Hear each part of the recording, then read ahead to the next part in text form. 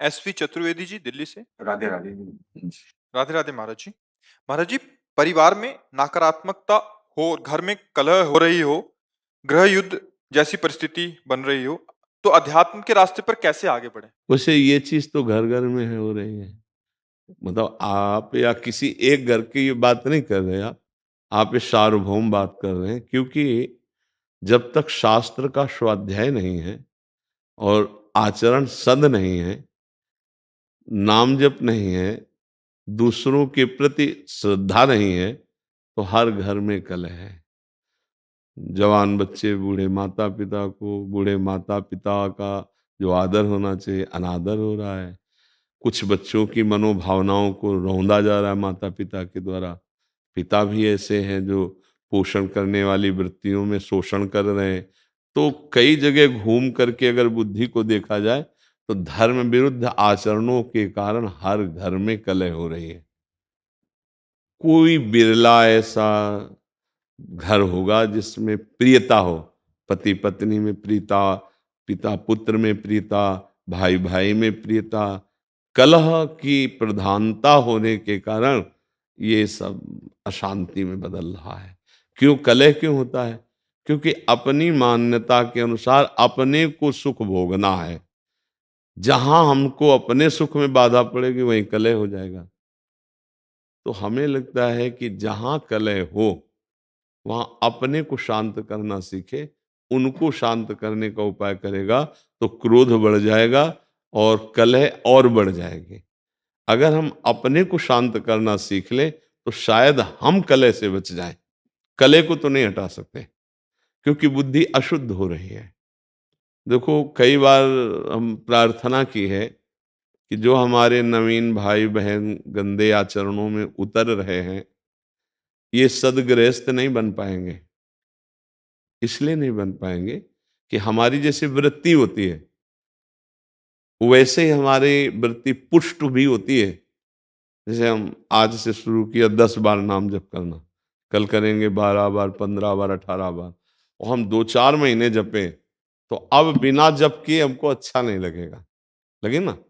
ऐसे हमने आज बॉयफ्रेंड बनाया, फिर उसको बॉयफ्रेंड बनाया, फिर उसको बनाया, या गर्लफ्रेंड बनाया, ब्रेकअप किया, ऐसा ऐसा। अब हमारी वृत्ति वो पुष्ट हो रही ना अनजाने में। वो वृत्ति जब हम गृहस्थ में जाएंगे तो पुष्ट वृत्ति है, अब हमें चैन नहीं पड़ेगी। क्या वो गृहस्थी कलह युक्त होगी या शांति युक्त? विचार करके देखिए। कलह युक्त होगी ना? हाँ। अब हमारी मांगे बढ़ गई, हमारी वासनाएं बढ़ गई, हमारी प्रियता एक जगह रही नहीं, तो कलह तो होगा ही, अशांति तो होगी। अब नए बच्चे हैं, अब उनको अर्थ चाहिए, पिता की इतनी सामर्थ्य नहीं है, फिर वो गलत मार्गों में उतर जाएंगे। क्योंकि उनको नशा चाहिए, उनको व्यभिचार चाहिए, उनको ये दिखाना है कि हम तुमसे कम नहीं हैं, हम भी किसी, बस ये सब जो बाहरी मान्यताएं हैं, ये हर घर में कलह हो रही। हर घर में कोई वही बकाया है जो थोड़ा धर्म से चलता है, नाम जप करता है और संतों का सत्संग सुनता है, स्वाध्याय करता है, वही बच सकता है। नहीं, हम हर घर का मतलब यहां भी हर घर में कलह हो रही, यहां भी कलह हो रही। मन घसीट रहा है भोगों की तरफ, इधर उधर उधर, कितनी अशांति पैदा की हुई। जरा देखो आप, मान लो आप विवेकवान हैं, बुद्धिमान हैं, तो आप अंदर विचार करके देखिए क्या शांत है? क्या इस घर में कलह नहीं हो रही? ये क्या कलह शून्य हो गया है? अगर कलह शून्य हो गया है तो आनंद में मगन हो जाना चाहिए। कलह शून्य का मतलब न सोचति न कांक्षति, समा सर्वेषु भूतेषु मद भक्तिम लभते पराम। न कोई अब सोच है, न कोई चाह रह गई, तृप्त हो गया है, आनंद मगन हो। ऐसा न इस घर में है और न बाहर है। जब तक धर्म से नहीं चला जाएगा, भगवदाश्रय, नाम जप और शरीर भी पवित्र आचरण वाला, शरीर का बड़ा प्रभाव पड़ता है। देखो, अगर हमारा शरीर अपवित्र रहेगा तो हमारी इंद्रियां और मन अपवित्र रहेंगे। इंद्रियां मन अपवित्र रहेंगे तो हमारे विचार गंदे रहेंगे, अपवित्र रहेंगे। अब जब विचार गंदे, मन गंदा, इंद्रिया गंदी, शरीर अपवित्र, तो शांति किसको मिलेगी? सुख किसको मिलेगा? फिर वो क्या, चिड़चिड़ा स्वभाव, कड़ुआ स्वभाव। कुछ ऐसे दृश्य जैसे संसार में देखे ना कि लगता है कि ये मनुष्य रूप में राक्षस है, ऐसा निर्णय होता है, क्योंकि राक्षसी बुद्धि बढ़ गई है। अरे जैसे बूढ़ी माँ है, उसको जवान बच्चा पीट रहा है, ये राक्षस नहीं। अरे जिसके चरण धो के पीना चाहिए, उस माँ ने गर्भ में धारण किया, उस माँ ने हमारी शौच फेंकी, हमको इतना सयाना किया, अब तो हमको उसकी सेवा करनी चाहिए, उसके थप्पड़ मारे। ये राक्षसी बुद्धि बढ़ गई। पिता ने जीवन भर कमा कर अपने बच्चों को, 2 बच्चे 4 बच्चे पढ़ा लिखा के बड़ा किया, सब संपत्ति दे दी प्यार में, वो पिता के ही विपरीत हो गए। ये बहुत तरह की ऐसी मनोवृत्तियां हैं जो हमारे हृदय को जलाती हैं और बाहर। इसीलिए हम सबसे कहते हैं, प्रार्थना करते हैं कि अगर आप नाम जपना शुरू करें, अपने छोटे छोटे बच्चों को एक माला ही सही, 5 मिनट ही सही, राधा राधा नाम सुनाएं और उनको अच्छे आचरण की शिक्षा दें, तो आगे चलकर वो अच्छे गृहस्थ बन जाएंगे। अगर जिन बच्चों को शिक्षा नहीं दी जाती, वही बच्चे उद्दंडता में फंस जाते हैं। अच्छा, माता पिता में जब जीवन में भजन नहीं किया, तो अब शास्त्रों का ज्ञान नहीं कि हम उससे सह सकें, अब वो जलते हैं बेचारे, अशांत हो जाते हैं। बड़ी अव्यवस्था है जीवन में। तो जीवन को व्यवस्थित ढंग से चलने के लिए नाम जप और सत शास्त्रों का स्वाध्याय या सत्संग जरूरी है। जिसके जीवन में सत्संग आ गया, कई ऐसे नौजवान भाई आते हैं कि हमने सब व्यसन छोड़ दिए, हमसे पहले गलती हो गई थी, अब हम माता पिता को अपने पास रखते हैं, अब उनकी सेवा कर, तो हृदय ठंडा हो जाता है। हाँ हाँ, हमारा जीवन सार्थक हुआ कि 4 लोग बदलते रहे, 4 अपने स्वभाव को तो ठीक कर रहे हैं। अगर हम सत्संग सुने, नाम जप करें और ये बात बैठा लें कि कहीं मंदिर में भगवान की पूजा ही सर्वश्रेष्ठ नहीं है, इन हृदयों में भी भगवान विराजमान, इनकी भी पूजा आवश्यक है। सबके हृदय मंदिर में गोविंद विराजमान, चाहे माँ हो, बहन हो, पत्नी हो, पुत्र हो, परिवार, वही हैं प्रभु। अगर वो चले जाएं तो उन शरीरों को हम प्यार नहीं करेंगे। अगर इस भावना से, तो फिर हमें लगता है कहीं कलह नहीं रह जाएगी, पर बड़ा मुश्किल है अब, क्योंकि बहुत गंदे आचरण बढ़ गए, बहुत गंदा नशा बढ़ गया है, बहुत बढ़ गया है।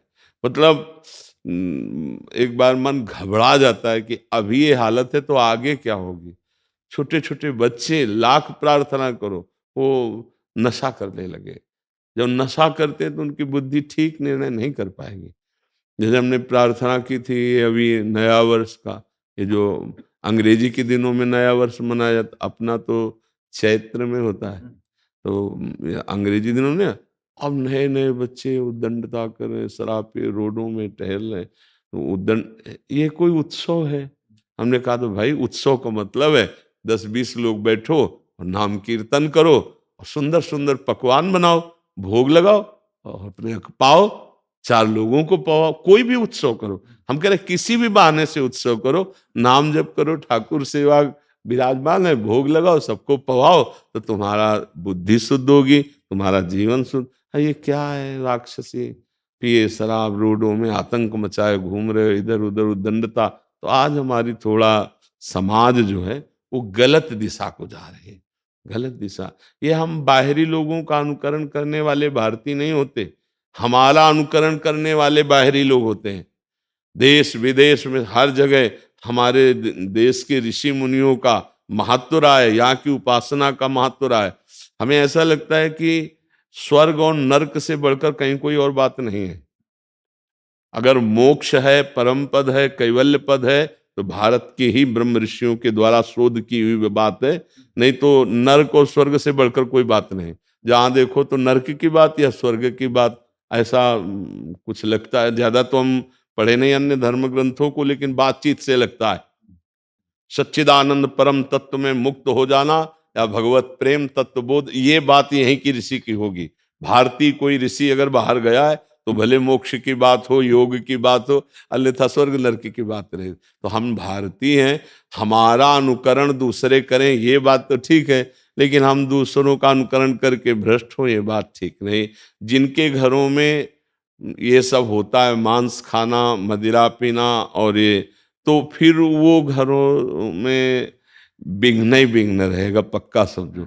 और जिनके घरों में 10 मिनट भगवान नाम कीर्तन होता है, ठाकुर विराजमान, आरती होती है, तो निश्चित समझो हम मान सकते हैं कि कुछ समय के लिए उनके पास धन ज्यादा ना हो, दुख भरी समस्या ऐसी दिखाई दे, लेकिन वो उनका कुल पवित्र होगा, उनका हृदय शांत होगा। एक दिन वो दीपक की तरह जलेंगे और बहुत आगे तक जाएंगे। हम माना कि ये सब उपद्रवी हाइलोजन की तरह जलेंगे, लेकिन बहुत जल्दी फ्यूज भी हो जाएंगे, क्योंकि अधर्म ज्यादा टिकता नहीं, पापाचरण ज्यादा स्थायी नहीं रहता है। तो हमें लगता है भगवान का आश्रय लिया जाए और ठीक से चला जाए, नाम जप किया जाए, तो हृदय का कलह भी शांत हो जाएगा और घर का भी कलह शांत हो जाएगा। क्यों? सर, मैं ये कहना चाह रहा हूँ कि मैंने परिवार बच्चों के लिए सब कुछ किया, नौकरी छोड़ दी परिवार बच्चों के लिए। 6 साल पहले नौकरी छोड़ दी, गवर्नमेंट जॉब था, छोड़ दिया, बच्चों की सेवा करने में लगा रहा। पर साल भर से 3-4 साल से घर में इतना कला, इतना मार पिटाई, हम ही को ही मारते पीटते रहते, हमने घर ही छोड़ दिया। हमने पत्नी बच्चों सब दिल्ली में हम छोड़ के, हाँ वृंदावन, केरला से आए हैं, वृंदावन में केरला में नौकरी करते थे, छोड़ दिए। और हम अब और कहीं प्रभु के सामने और कहीं मुझे जाना भी नहीं। इतना मार पीटे, गला तक दबाया मेरा, इतनी बार दबाया गला, सब कुछ दे दिया उनको। ये केवल आपका विषय नहीं है, ये लाखों पिता का विषय है, लाखों लोगों का विषय है। तो मतलब पढ़ाया लिखा वो लोग, नौकरी पा गए, वो लोग सब कुछ पा गए। वो वैसे हमने सब वर्णन कर दिया है, अभी अभी आपने सब सुना है कि सब, तो प्रभु आपका दुख नहीं है, लाखों का दुख है। वैसे बड़ी कृपा है आपके ऊपर, हम आपको बताएं, बड़ी कृपा है। इन्हीं में फंस के तुम्हारी दुर्गति हो जाती है। मैं यही सोच के मैं चला आया। हाँ नहीं, हम जो बता रहे हैं आपके लिए पॉजिटिव, पुत्र में, पत्नी में, परिवार में, घर में, संपत्ति में, इसी में फंस करके जीव भगवान को भूल जाता है। तुम्हारे ऊपर बड़ी कृपा हुई। जिनको छोड़ना चाहिए था उन्होंने तुम्हें ठुकरा दिया। अब अगर राधा राधा जप पाओ और भगवान के आश्रित हो जाओ तो तुम्हारा जीवन सफल हो जाए। में मुझे नंगा छोड़ के चले आए, वहां पे लोग तिरुपति में। नहीं, आपको आपको रोना नहीं, चप्पल भी नहीं था, पैसे भी नहीं थे। नहीं, आपको रोना नहीं है, आपको हंसना है, संसार का दृश्य देख के हंसना है। ये देखो, इनको मैंने पुत्र माना, इनके लिए जीवन अर्पित किया। इसीलिए हम जब कहते हैं ना कभी कभी, कोई किसी का नहीं है, देखो एक पिता है, इसने क्या क्या नहीं अपने संतान के लिए की होगी। और सरकारी किस किस डिपार्टमेंट में, CIS अपने पुलिस में इंस्पेक्टर थे। हाँ, तो आप विचार करो, आपने सब कुछ किया, इसके बाद परिणाम ये आया है, तो आपको अब चिंता नहीं करनी। एक डिपार्टमेंट है हरि शरणम, हरि शरणम, वो बहुत प्यार करते हैं, वो बहुत प्यार करते हैं। आप दुखी मत होइए, रोना मिट जाएगा यदि हरि को आपने से। हमें तो लगता है बड़ी कृपा हो गई, सही बताए, जहां से छूटना कठिन था उन लोगों ने ठुकरा दिया। पर मन की बुरी दशा ये है कि अगर इनसे हृदय से पूछा जाए कि आप क्या चाहोगे, तो ये कहेंगे यही आशीर्वाद दे दो कि बच्चे मुझे प्यार करने लगे, मुझे संसार प्यार कर ले। ये मन की अंदर छुपी हुई बात है कि एक बार मुझे फिर उस संसार में प्यार, नहीं तो अब रोने की जरूरत नहीं। ये जो रोए ना, अब रोने की जरूरत, तू बादशाह है, हे तेरा संसारिक कर्तव्य निपट गया, चल भगवान के मार्ग में। चौथी अवस्था है, वो सबका भरण पोषण करता है, वो भरण पोषण करने वाला है। देखो भगवान का जब आश्रय लोगे ना, तो इन बातों पे तुम्हें हंसी आएगी एक दिन कि यार मैं कहाँ रो रहा था, कहाँ फंसा था। कितनी भगवान की हम पर कृपा है कि हमें जो छोड़ना था भगवान ने छुड़ा दिया। राधा राधा राधा राधा राधा राधा, बिल्कुल चिंता न करो।